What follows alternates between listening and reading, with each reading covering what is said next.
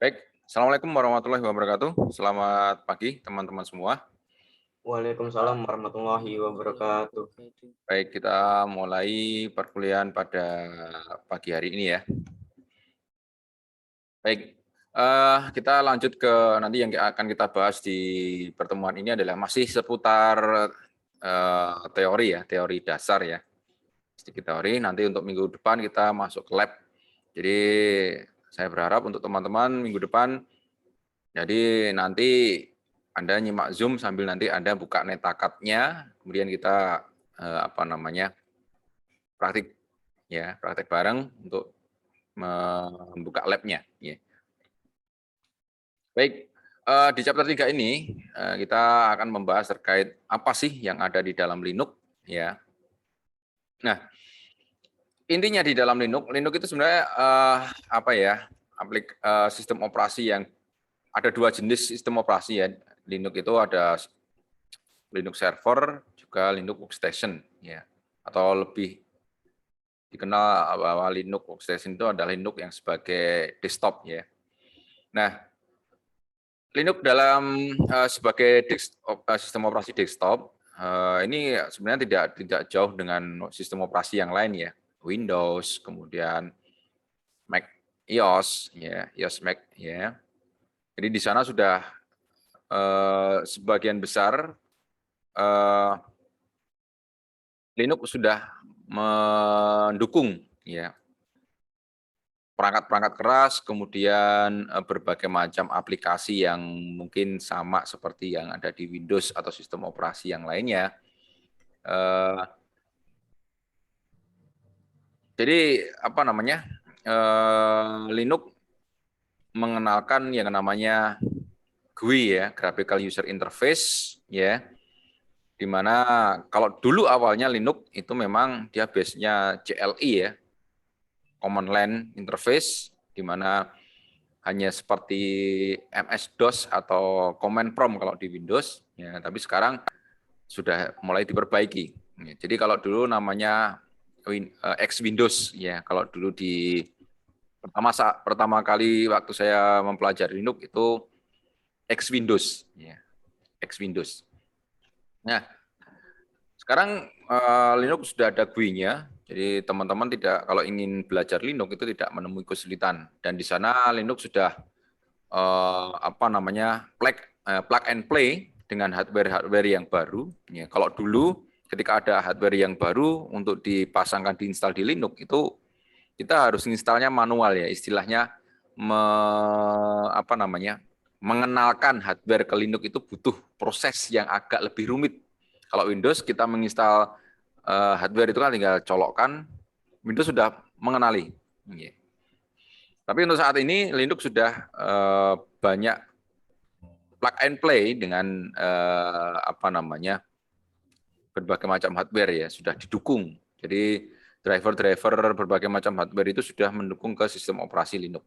Sehingga ketika kita mau install hardware ke komputer kita yang berbasiskan Linux, itu kita sudah tidak menemui kesulitan. Ya. Jadi sudah banyak yang mendukungnya. Nah, Linux sama ya, jadi kalau yang sekarang ini defaultnya Linux masuknya ke GUI, ya, ke grafiknya. Untuk masuk ke command line-nya atau command prompt-nya, ya, itu masuknya menggunakan terminal, ya, jadi terminal seperti ini. Jadi aplikasi kalau di Windows namanya CMD, kalau di sini namanya terminal. Ya. Kalau dulu defaultnya Linux itu CLI. Untuk masuk ke GUI-nya kita harus mengetikkan X Windows seperti yang saya sampaikan tadi. Ya. Nah kalau sekarang Linux memang dibikin atau dibuat biar lebih familiar, ya. Karena apa? Dulu Linux kurang familiar karena apa? Dia basisnya ke CLI. Orang itu jenuh harus menghafalkan perintah-perintah dan sebagainya, ya. Karena eranya dulu masih eranya dulu masih CLI, ya. Karena memang peruntukan Linux dulu itu kan bukan untuk desktop ya, dia digunakan untuk server. Server itu kan tidak membutuhkan grafis yang banyak. Ya, dia hanya cukup CLI. Nah, sekarang perubahan seiring dengan minat user ya yang pengennya biar simpel lah bagaimana Linux dibikin sebuah GUI-nya ya. Ini.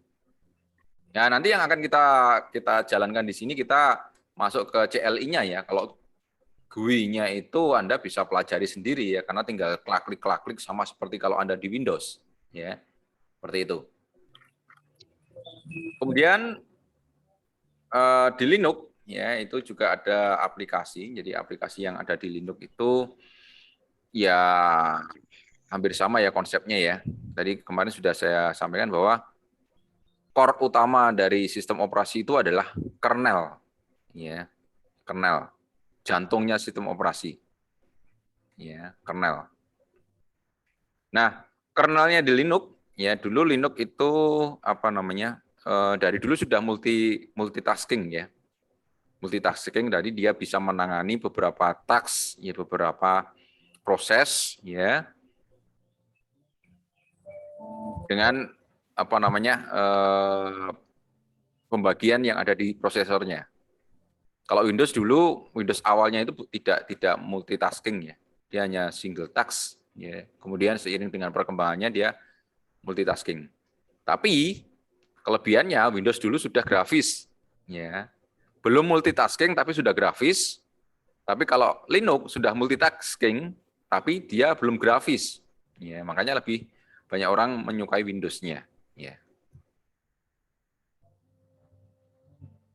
Nah, kemudian aplikasi-aplikasi yang berada di Linux ini ya memang hampir sama sih dengan sistem operasi yang lain ya.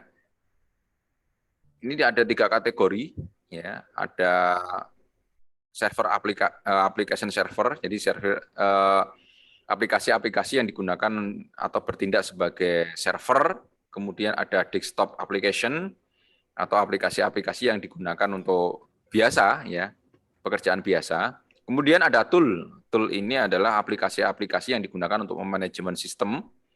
Kemudian ada compiler juga ya. Ada bahasa pemrograman dan sebagainya. Ya hampir sama dengan sistem operasi yang lainnya. Nah, yang pertama adalah server application. Di dalam Linux, server application ini digunakan untuk untuk membuat Linux itu menjadi sebuah server ya. Untuk menjadi sebuah server. Karena memang basicnya ini, ya defaultnya atau basicnya ini Linux ini digunakan sebagai server ya dulu.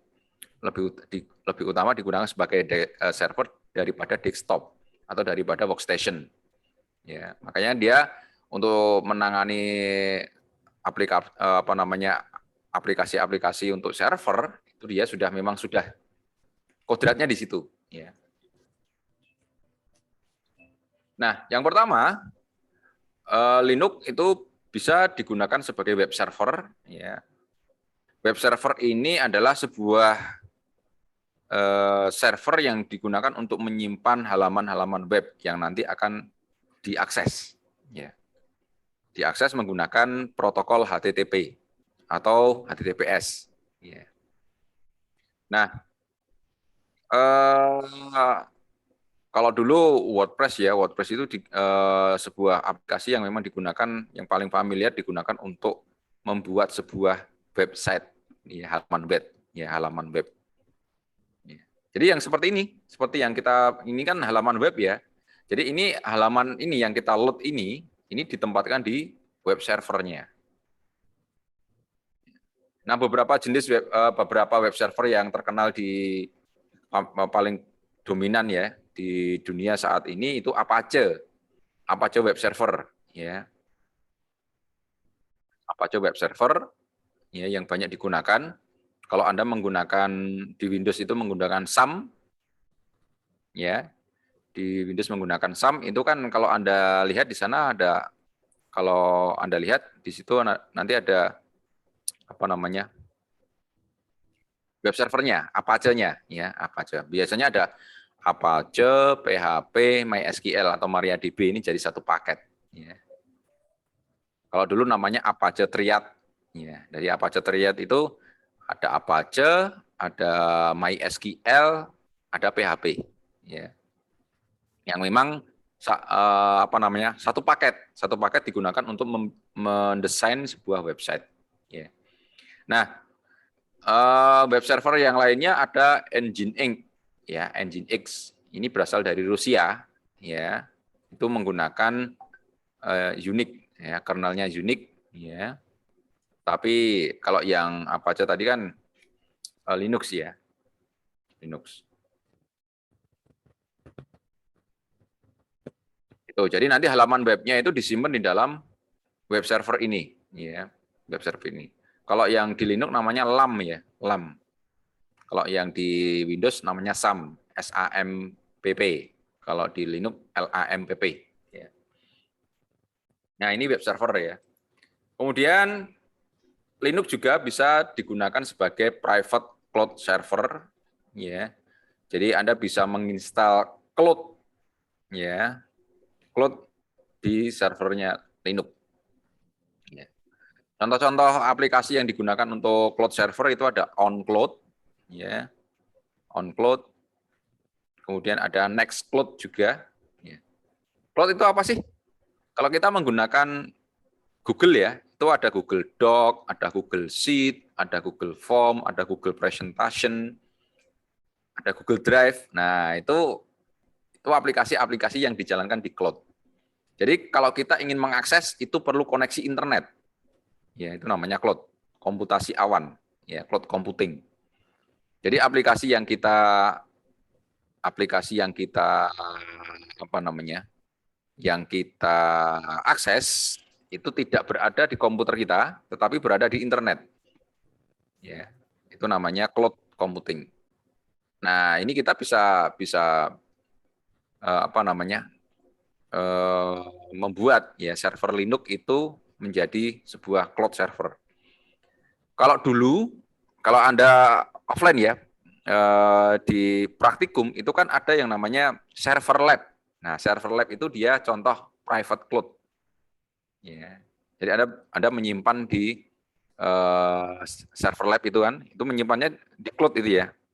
Drive-nya. Nah, itu drive-nya itu ada di cloud. Itu membuat on cloud. Atau kemarin kalau kita VLab kita kemarin diberi fasilitas cloud, ya, cloud untuk mahasiswa untuk menyimpan hasil apa namanya hasil praktikumnya itu di cloud, ya. Kita menggunakan on cloud. Jadi seperti itu. Kemudian ada database server, ya. Jadi Linux itu bisa digunakan atau bisa diinstal aplikasi-aplikasi yang digunakan untuk database server, ya. Ya, ada MariaDB. MariaDB itu dulu MySQL, ya. MySQL kemudian diakuisisi oleh Oracle, ya, jadi MariaDB. Ya. Kemudian ada database yang lainnya, ada Firebird, ada PostgreSQL, ya. Ada Oracle itu sendiri, kemudian ada MS SQL, ya, Microsoft SQL. Itu beberapa jenis database server, ya. Nah, kalau kita tadi menggunakan Apache Triad itu, ya, SAM itu kan sudah ada Apache-nya, sudah ada MariaDB-nya, ya, sudah ada PHP-nya. Nah, itu jadi satu kesatuan biasanya loh, ya. Jadi database server ini tidak melulu untuk digunakan sebagai ini, ya, tidak melulu digunakan dalam pembuatan web, ya. Database server ini bisa digunakan untuk apa namanya pemrograman yang berbasiskan desktop, ya, desktop itu bisa. Jadi nggak melulu ke web. Akan tetapi aplikasi-aplikasi saat ini yang lebih mudah di-develop itu adalah aplikasi-aplikasi yang berbasiskan web, bukan desktop. Ya, desktop itu ya harus diinstal di komputer, ya. Harus diinstal di komputer dan hanya bisa diakses di komputer itu, tidak bisa diakses di yang lain. Makanya kurang fleksibel. Makanya kalau besok misalkan Anda membuat skripsi, itu membuat sebuah sistem informasi misalkan, ya, itu ya jangan menggunakan berbasiskan desktop, ya. gunakan yang berbasiskan web. Ya, karena web itu bisa diakses dimanapun. Ya, bisa diakses dimanapun. Itu lebih fleksibel. Kalau desktop itu kan hanya bisa diakses di lokal komputer yang diinstal tersebut. Kalau dulu memang desktop itu paling banyak ya. Aplikasi kasir, terus aplikasi apa itu pokoknya itu biasanya desktop. Tapi kalau sekarang sudah lebih ke web, ya, ke web. Kemudian ada email server, ya. Jadi Linux itu bisa digunakan untuk membuat email server. Jadi kalau kita kirim email dan sebagainya itu disimpan di mana, nah itu di email server namanya. Ya. Nah, email server ini ada 3 bagian, ya, yang menangani. Yang pertama adalah MTA, Mail Transfer Agent. Itu email aplikasi yang digunakan untuk mengirim, ya, mengirim email, ya, mengirim email. Contohnya di situ ada aplikasi Sendmail, ya, ada Postfix juga, ya. Nah, kemudian ada Mail Delivery Agent atau MDA, atau sering disebut Local Delivery Agent atau LDA. LDA ini fungsinya adalah menyimpan email, ya, email yang punyanya user. Kalau kita buka Gmail misalkan, Gmail itu kan ada inbox dan sebagainya. Nah, itu nyimpannya yang itu disimpan oleh LDA, ya, oleh LDA. Kemudian ada POP dan IMAP server, ini adalah protokol yang digunakan untuk komunikasi di email server. Protokol-protokol yang digunakan untuk apa namanya komunikasi, ya, komunikasi. Jadi untuk menyambungkan antara mesin email server yang satu dengan email server yang lain itu menggunakan protokol POP atau IMAP, ya. Kemudian ada file sharing. Jadi contohnya itu juga server lab, ya. Server lab itu kan digunakan untuk menyimpan file-file yang hasil kerja Anda di lab, ya. Itu bisa juga digunakan sebagai file sharing atau file server, ya. Kalau di Linux itu menggunakan yang namanya aplikasi Samba. Jadi kalau di Windows itu kalau kita ingin sharing file itu kan misalkan di folder tertentu, ya, itu kan klik kanan, ya, klik kanan di foldernya itu ada, ya, klik kanan kemudian sharing, ya. Ya, di sana di situ ada sharingnya, ya. Itu bisa digunakan. Kemudian ada yang lainnya juga sebagai DNS server, ya. Kalau di jaringan itu ada DNS server atau DHCP server, ya. Itu Linux bisa menangani, atau network file system, ya. Itu bisa ditangani. Kemudian ada desktop application. Desktop application ini adalah aplikasi-aplikasi yang biasanya digunakan secara umum sih. Ada game, ada aplikasi untuk produktivitas, ada tool-tool untuk kreativitas, ada web browser dan sebagainya. Nah, yang pertama untuk email, untuk mengakses email kan biasanya kita menggunakan apa namanya? Kalau di Windows ada Outlook, ya, Microsoft Outlook itu. Kalau di Linux itu bisa menggunakan Thunderbird. Ya, jadi intinya untuk mengakses email ke komputer kita, dari komputer kita, bukan kita harus login, ya, seperti Gmail itu kan kita harus login dulu, ya. Tapi kalau menggunakan Microsoft Outlook Thunderbird ini kita bisa kirim email langsung, ya, tanpa harus kita login ke webnya, ya, login ke webnya. Ini ada Evolution, ada Camel, ada itu, ya. Nah, kalau kita kan login biasanya menggunakan Gmail dan sebagainya. Nah, kalau menggunakan Thunderbird atau Microsoft Outlook itu kita tinggal loading Microsoft Outlook-nya, kita compose atau kirim email dari situ. Tidak perlu login ke kayak Gmail dan sebagainya. Nah, kemudian untuk kreativitas, di Linux juga ada Blender. Blender itu digunakan untuk animasi 3D, membuat animasi 3D. Blender ini juga ada yang versi Windows-nya ya. Kemudian ada untuk editing gambar, ya, grafis itu ada GIMP, GNU Image Manipulation Program. Kalau di Windows itu seperti Photoshop ya. Jadi kalau Anda sudah familiar dengan Photoshop, Anda tidak akan kesulitan menggunakan GIMP. Walaupun nanti ada beberapa fitur-fitur yang berbeda ya. Ya karena ini sifatnya kan gratis. Ya. Ini sifatnya gratis. Sehingga ya mungkin fiturnya terbatas ya, beda dengan yang berbayar. Kemudian ada Audacity. Audacity itu ada yang versi Windows juga. Ini digunakan untuk editing audio. Ya, untuk editing audio. Ini semuanya sifatnya free ya, free ya, dan open source semua. Kemudian untuk produktivitas ya itu Office lah. Kalau kita MS Office ya Doc, spreadsheet ya, kemudian presentasi ya. Itu adalah apa namanya? Aplikasi Office yang umum ya, aplikasi Office yang umum. Kalau di Linux itu menggunakan LibreOffice ya. Ini mohon maaf di tempat saya penerangannya mati ini, sepertinya ada gangguan.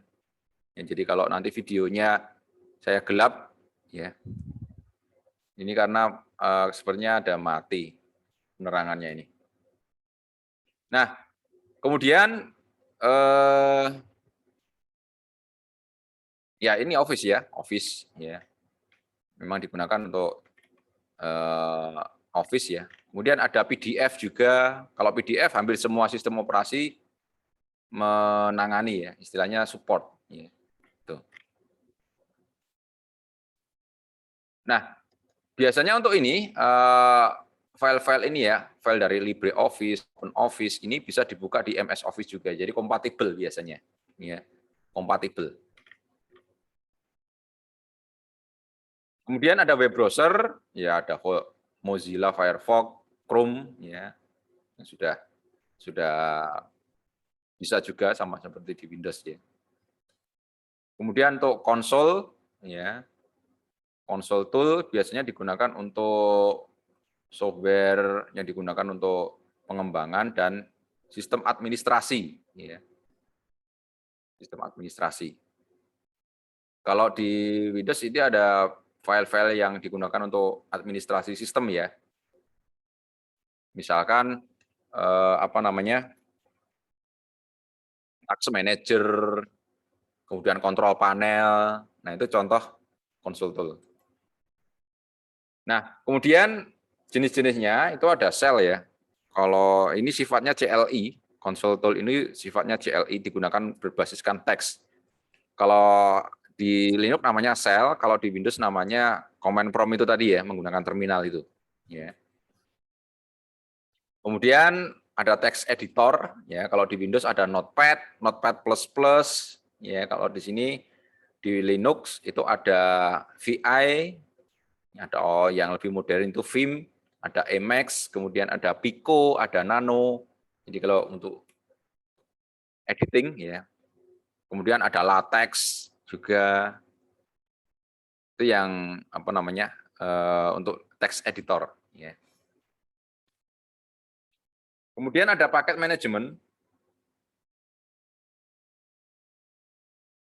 Paket manajemen itu biasanya digunakan untuk instalasi aplikasi ya.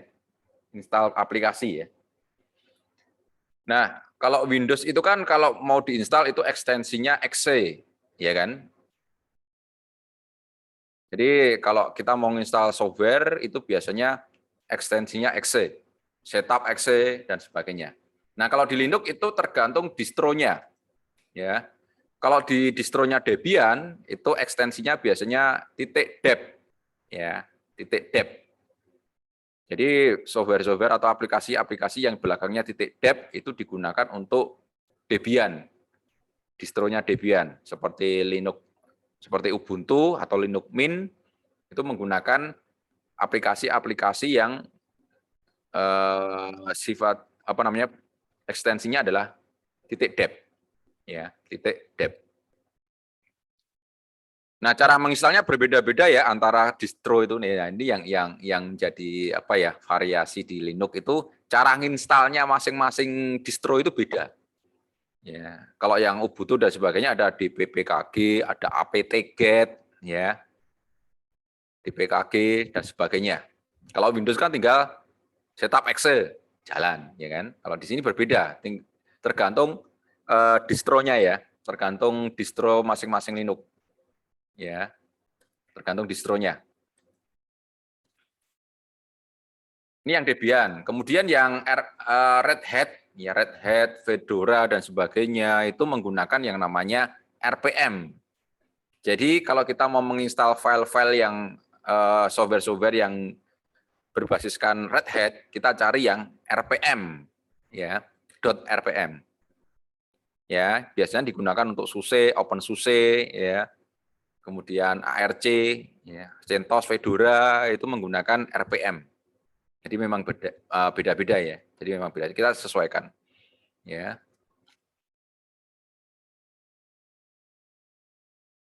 Nah, biasanya kalau kita salah itu ya, misalkan saya mau nginstal aplikasi di Red Hat, tapi kok apa namanya file yang kita punya itu deb, itu nggak bisa. Ya. Kecuali kalau Anda mencari file yang sifatnya binary. Ya, binary itu apa? Ya menggunakan apa namanya jenis ekstensi yang umum. Ya, contohnya menggunakan yang target itu ya. Kalau target itu bisa diinstal dimanapun. RPM bisa, Debian juga bisa. Tapi kalau yang khusus, ya, kalau di Red Hat itu RPM, kalau yang di Debian dan turunannya itu menggunakan deb. Ya, seperti itu. Tapi biasanya sudah disediakan ya berbasiskan GUI. Jadi kalau kita tinggal install dari GUI-nya itu ya, biasanya ada software packet manager ya, namanya software packet manager itu sudah disesuaikan dengan distronya. Ya, sudah disesuaikan dengan distronya. Jadi kita tinggal klik-klik nama apa namanya? Nama softwarenya aja, kita tidak pusing-pusing ya. Nah, kemudian ada bahasa pemrograman ya. Kalau di Linux itu ada bahasa C. Nah, Linux sendiri itu dibuat menggunakan bahasa C ya. Bahasa C. Bahasa paling tua yang digunakan untuk mendevelop file apa namanya sistem operasi itu adalah bahasa C. Ya. Oleh karena itu bahasa C ini adalah bahasa yang paling power karena bisa digunakan di semua sistem operasi ya. Di semua sistem operasi, jalan di semua sistem operasi. Ya. Ya nanti turunannya ada C++ dan sebagainya, ada Objective-C, ada Java. Itu turunannya bahasa C semua. Jadi kalau Anda apa namanya advance atau expert di bahasa C, ya Anda tidak akan kebingungan untuk mempelajari bahasa yang lain, bahasa pemrograman yang lain. Ya, di sini ada Java, JavaScript, ya, kemudian ada Perl, ya, kemudian ada PHP, ada Ruby, ya, ada Python. Nah, ini yang banyak sekarang ini adalah Python ya. Python ini yang saat ini lagi apa namanya booming, digunakan untuk scripting bahasa pemrograman. Ya, biasanya memang ditujukan ke web ya, ke web, aplikasi web. Kemudian ada security, ya. Security di Linux juga ada, ya. Bahkan untuk security di Linux, kalau untuk terkait virus ya, itu memang Linux lebih bisa kita katakan lebih tahan virus daripada Windows. Ya. Lebih tahan virus daripada Windows. Kenapa? Ya sebenarnya virus itu kan apa ya bisnis ya, bisnis. Bisnisnya virus itu apa? Ya antivirus. Ya, bisnis. Ya, karena ada uangnya. Kenapa yang diserang Windows? Ya Windows itu kan karena berbayar. Windows itu kan berbayar. Jadi kalau ada orang yang bikin virus diserangkan Windows, itu kan pasti Windows akan apa namanya? Biasanya akan mengontak ini sih yang bikin ini siapa, terus kemudian caranya bagaimana. Itu kan menjadi uang ya. Tapi kalau Linux, Linux itu kan free ya, free, open source. Ya. Tidak ada untungnya, ya orang membuat virus di Linux itu tidak ada untungnya, ya seperti itu. Di Linux juga sudah ada firewall-nya juga, ya ada firewall-nya dan sebagainya. Ya, kemudian password, ya Linux juga sudah ada autentikasinya, ya menggunakan SSH, FTP, ini hampir semuanya sama ya dengan Windows. Kemudian ada yang namanya firewall, ya itu juga sudah ada. Yang jelas kalau antivirus kayaknya kalau saya belum pernah dengar ya, antivirus di Linux itu belum pernah dengar. Antivirus mestinya di Windows, ya seperti itu. Kemudian ada privacy tool, itu tool-tool yang memang digunakan untuk apa namanya mencegah serangan ya, atau untuk mengamankan data. Ya, contohnya ada protokol HTTPS, ya, ada VPN, ya, kemudian ada Tor, browser yang memang apa namanya sangat privasi, ya. Kemudian ada cloud. Nah, cloud ya. Jadi Linux itu bisa digunakan sebagai server cloud, ya. Contoh cloud dari Google itu ya, Google. Ya. Jadi intinya kita mengakses aplikasi itu melalui layanan internet, itu namanya cloud. Ya. Kalau di Google Apps itu kan ada Google Doc, Google Form, Google Sheet dan sebagainya. Itu bisa kita akses dimanapun, kapanpun, selama ada internet, ya, selama ada internet. Itulah cloud. Ya. Bahkan sistem operasi berbasiskan cloud itu sudah ada. Google itu membuat sistem operasi Chrome, ya. Chrome itu adalah sistem operasi cloud. Jadi kalau kita beli apa namanya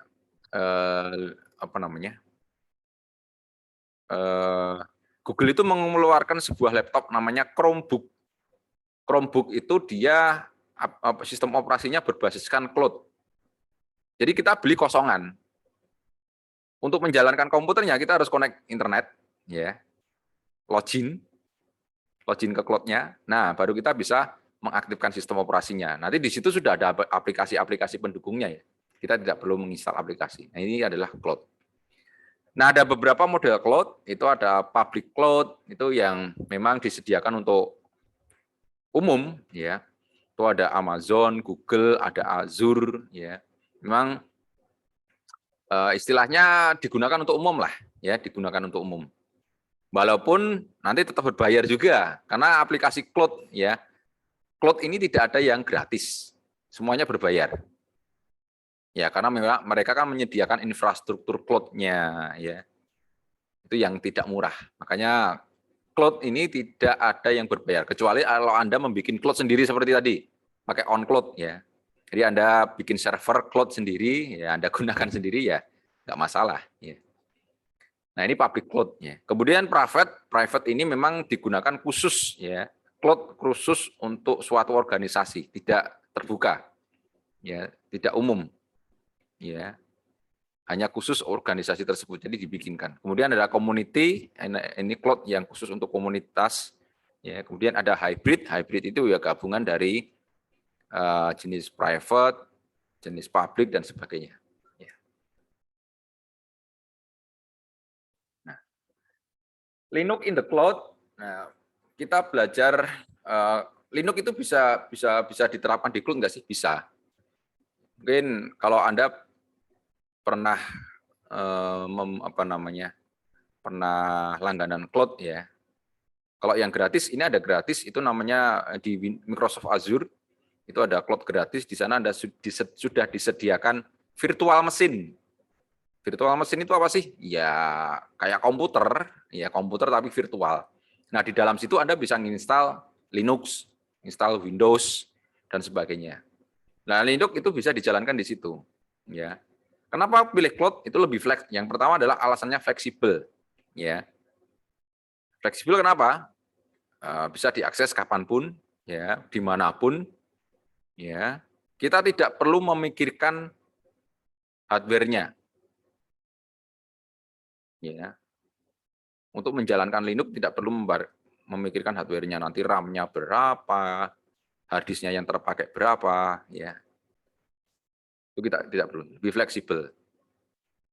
Kemudian accessibility itu dapat diakses dimanapun, ya, kapanpun, ya.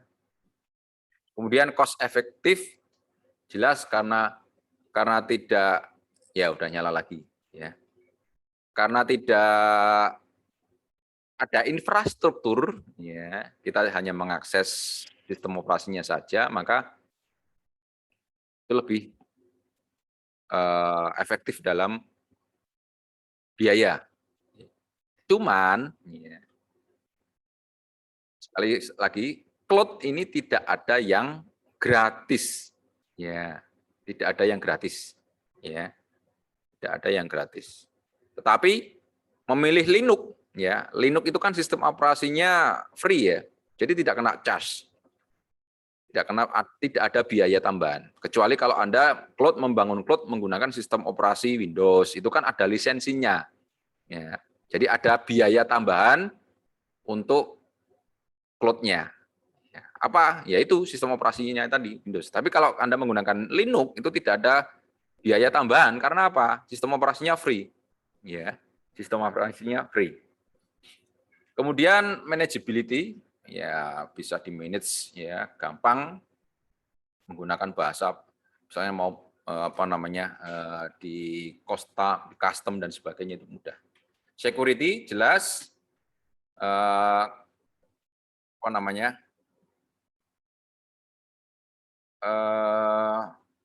Linux itu mempunyai sistem keamanan yang lebih bagus, ya, dari sistem yang lain. Ya. Kemudian virtualization, nah ini yang tadi, ya, kita membuat Linux di mesin virtual di cloud-nya itu tadi. Nah, ini tadi ada kontainer bare metal, ini lebih nanti bisa Anda pelajari di mata kuliah cloud kalau ada, ya. Tapi kayaknya di sistem informasi nggak ada mata kuliah cloud. Yang ada itu hanya di informatika dan teknik komputer. Baik, ini terkait dengan cloud, terkait dengan seputar Linux, ya. Apa yang ada di Linux, apa yang bisa dilakukan Linux, ya. Sampai di sini ada yang mau ditanyakan dulu?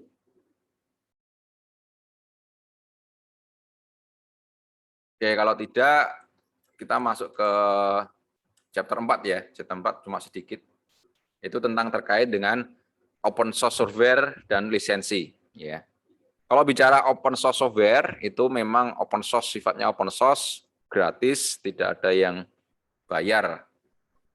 Tapi hanya kernelnya, ingat, ya, kernel. Yang gratis itu, yang open source itu kernelnya. Jadi sistem operasi, core-nya sistem operasi itu yang source code-nya itu yang open source. Jadi makanya bisa dikembangkan berbagai macam sistem operasi, ya, Linux itu, karena apa? Core utamanya itu open source, jadi bisa dikembangkan. Kalau Windows kan tidak. Windows itu, perkembangan Windows ya hanya dari Microsoft. Karena apa? Yang tahu core-nya sistem operasi kernelnya itu ya hanya Microsoft. Yang lain tidak tahu. Makanya hanya dikembangkan oleh Microsoft. Kalau Linux open source itu source code-nya, ya, kode program dari kernelnya itu terbuka, bisa dikembangkan oleh siapapun, ya, boleh dikembangkan oleh siapapun.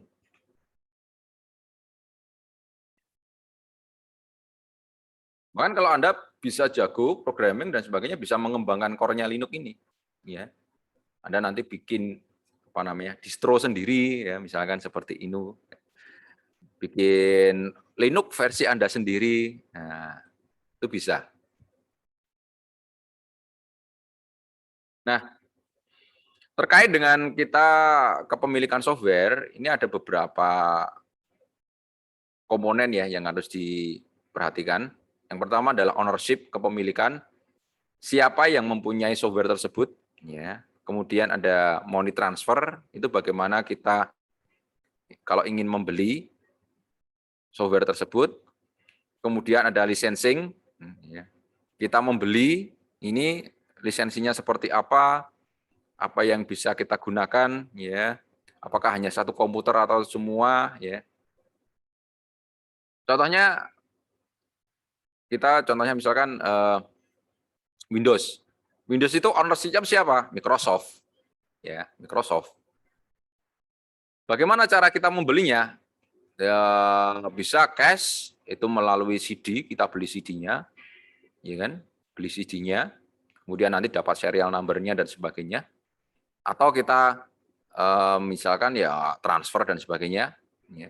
Kemudian lisensinya bagaimana? Apakah lisensinya hanya setahun, 2 tahun, atau lifetime, seumur hidup lisensinya? Sistem operasi Windows itu. Nah, itu kalau yang Windows ya. Kalau yang Linux, sepertinya itu tidak ada. Free. Ownership-nya jelas ada, itu adalah Linus Torvalds, ya, Torvalds. Itu pemiliknya Linux-nya. Ya. Kemudian dia memberikan yang namanya GPL versi 2, Linux GNU General Public License. Jadi apa namanya? Source code-nya ya itu boleh digunakan oleh siapapun. Boleh dirubah-rubah, ya. Boleh dirubah-rubah. Boleh didistribusikan, ya. Boleh di-copy, ya.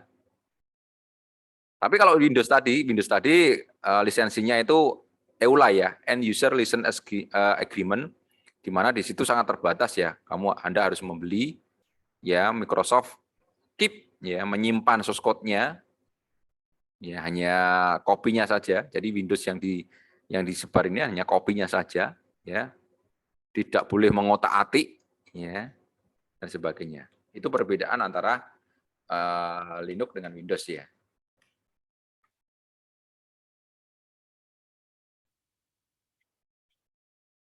Nah, kemudian ada yang organisasi yang istilahnya membawai ya, yang membawai software-software yang sifatnya free. Ini yang namanya adalah Free Software Foundation atau FSF. Ya. Tujuannya adalah untuk memperkenalkan software-software yang sifatnya free. Ya, sifatnya free. Dan Linux itu hampir semuanya itu free. Ya, hampir semuanya free. Hampir semuanya free. Kalau ada Linux yang berbayar itu semacam Red Hat aja, Red Hat for Enterprise itu memang berbayar. Ya memang fiturnya lebih bagus ya daripada yang gratis ya. Lebih powerful ya daripada yang Linux yang gratis. Ya itu memang perbedaan antara sisi yang free dengan sisi komersial jelas. Fiturnya, kemudian dukungan teknisnya ketika nanti ada masalah dengan sistem operasi ini bagaimana supportnya. Nah itu loh yang berbeda itu. Yang membedakan antara yang free dengan yang komersial. Ya. Kemudian ada Open Source Initiative ya atau OSI. Kalau OSI ini dia lisensinya membawai BSD ya. BSD itu contohnya FreeBSD, OpenBSD itu sama seperti Linux, dia basisnya dari Unix. Ya, Unix itu nanti diturunkan menjadi BSD dan Linux. Ya. Seperti itu. Nah, kemudian ada Free and Open Source Software atau FOSS. Ya.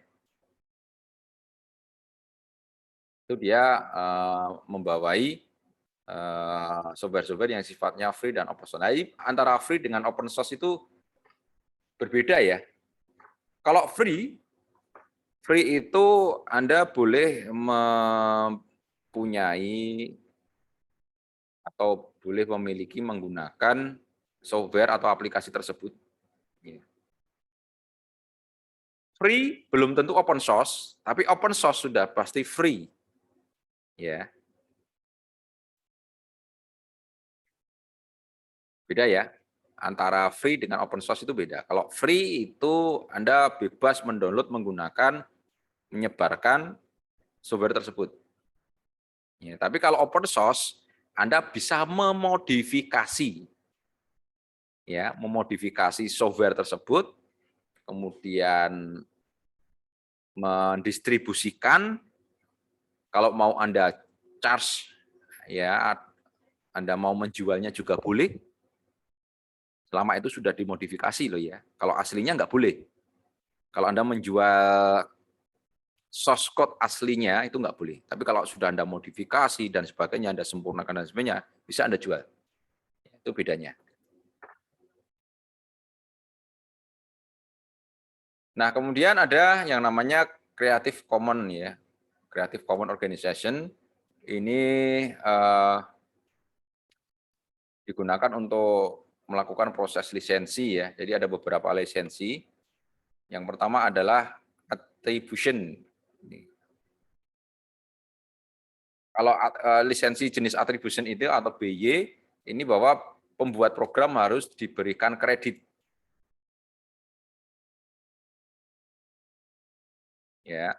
Jadi harus memberikan kredit kepada yang membuat softwarenya. Kemudian ada share alike. Share alike ini lisensi ini boleh mengcopy, mendistribusikan, memodifikasi dan sebagainya. Ya. Kemudian ada non komersial, itu mendistribusikan, display dan sebagainya. Tapi tidak boleh untuk diperjualbelikan. Ya. Kalau non derivatif itu boleh didistribusikan, tapi harus seizin. Ya, harus seizin pembuat software tersebut jika ingin memodifikasinya.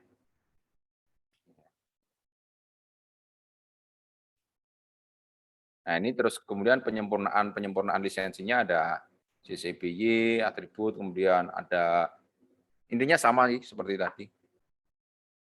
Ini adalah jenis-jenis lisensinya ya, lisensinya. Nama-nama lisensi ya. Nah, kemudian bagaimana sih bisnis modelnya software-software open source? Nah, software-software atau aplikasi-aplikasi yang sifatnya open source itu biasanya dijual dalam bentuk paket dengan hardware. Ya. Dijual paket dengan hardware. Contohnya apa? Raspberry. Raspberry itu kan sistem operasinya menggunakan Linux free, tapi dia dijual bundling dengan hardware-nya. Ya, dengan hardware-nya. Tuh. Contohnya apa lagi? Mikrotik. Ya. Mikrotik itu kan dari Linux. Ya, sistem operasinya itu kernelnya dari Linux, free. Tapi dibundling, dipaket dengan perangkatnya, dijual.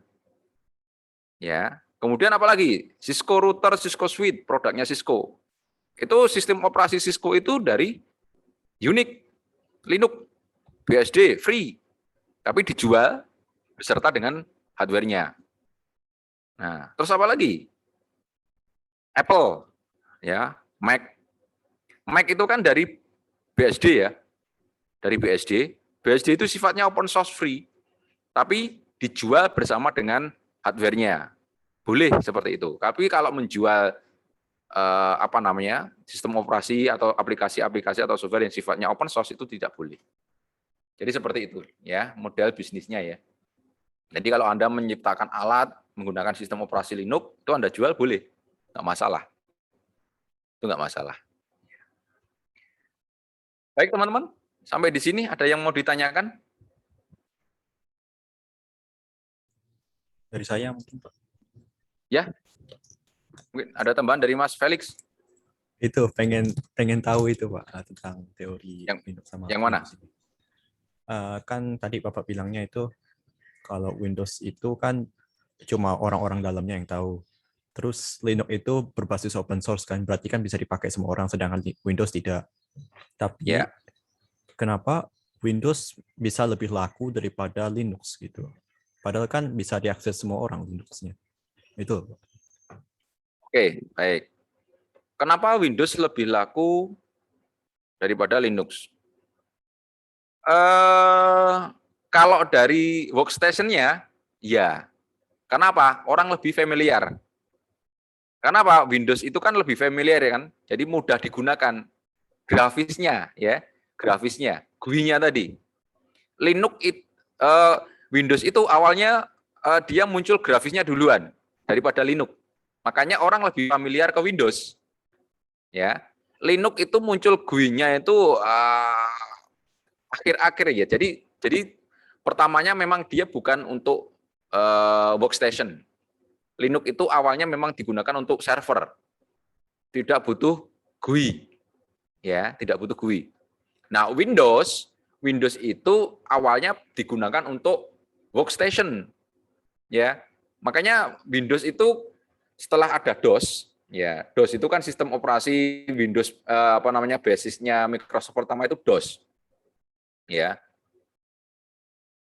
Lalu kemudian Windows membuat terobosan ya dengan grafisnya tadi itu, mulai dari Windows 3.1.1 awal cikal bakal Windows grafis itu adalah Windows 3.1.1. Linux itu baru muncul ketika Windows itu sudah mencapai Windows NT. Itu baru keluar grafisnya Linux. Ya. Jadi kenapa lebih familiar ke Windows? Karena Windows itu dulunya sudah keluar GUI-nya lebih dahulu. Jadi orang lebih terbiasa menggunakan Windows yang grafis dibanding Linux. Linux itu GUI-nya akhir ya, tidak lebih duluan Windows. Oleh karena itu sampai saat ini memang banyak orang yang lebih banyak menggunakan Windows, salah satunya itu. Ya. Salah duanya dukungan teknis. Ya, support teknisnya Windows itu Microsoft ya terkait dengan Windows itu bagus daripada Linux. Kalau Anda crash ya, Anda menginstal Linux crash, apa yang Anda lakukan? Minta support siapa? Nggak ada supportnya. Ya. Tapi kalau Anda beli Windows ya, ketika ada permasalahan di sistem operasi Anda, Microsoft itu turun tangan. Dengan catatan ini Anda belinya legal ya, Windows-nya legal ya. Legal. Jadi Windows-nya legal, itu support dari Microsoft-nya itu bagus. Ya itu loh, after sales-nya. Tapi kalau Anda menggunakan Linux, ketika ada masalah di sistem operasinya, siapa yang mau menangani? Nggak ada. Ya. Jadi seperti itu Mas ya. Untuk kenapa sih Windows lebih laku daripada Linux. Jadi seperti itu. Dan jaminan, ya jaminannya itu seperti yang saya sampaikan tadi, free, open source. Jaminan keamanannya apa? Nggak ada. Ya, software-software free, software-software open source itu nggak ada jaminan keamanan. Karena apa? Orang bisa membuat, bisa mendownload, bisa menggunakan bebas. Ya, entah di situ nanti ada kode-kode program tertentu yang di belakangnya itu berbahaya kan nggak tahu. Free ya, free kok minta selamat kan, beda dengan yang bayar kan seperti itu. Jadi intinya kan dukungan teknisnya. Kalau Windows ya Anda membayar, jaminannya ada. Mereka menjamin bahwa ini secure dan sebagainya. Kalau tidak secure pasti nanti ada pemberitahuan, patch, kemudian support dan sebagainya seperti itu. Begitu, Mas.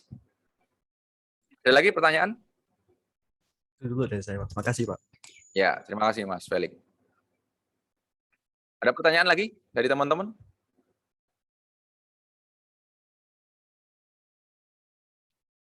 Tidak ada? Oke, sekedar mengingatkan ya, nanti minggu depan kita sudah mulai ke lab. Mungkin nanti tidak satu lab saja, mungkin nanti ada gabungan dari 2 chapter ya, mungkin lab 5 dan lab 6 mungkin, karena mungkin cepat, biasanya praktikumnya agak cepat nanti. Ya. Bagi yang mendaftar, sekali lagi tolong dibaca ya ketentuannya yang ada di link pendaftaran ya, biar nanti tidak salah. Baik, kalau tidak ada pertanyaan lagi, mungkin untuk perkuliahan pada pagi hari ini saya cukupkan sekian. Terima kasih teman-teman semua. Saya akhiri ya. Assalamualaikum.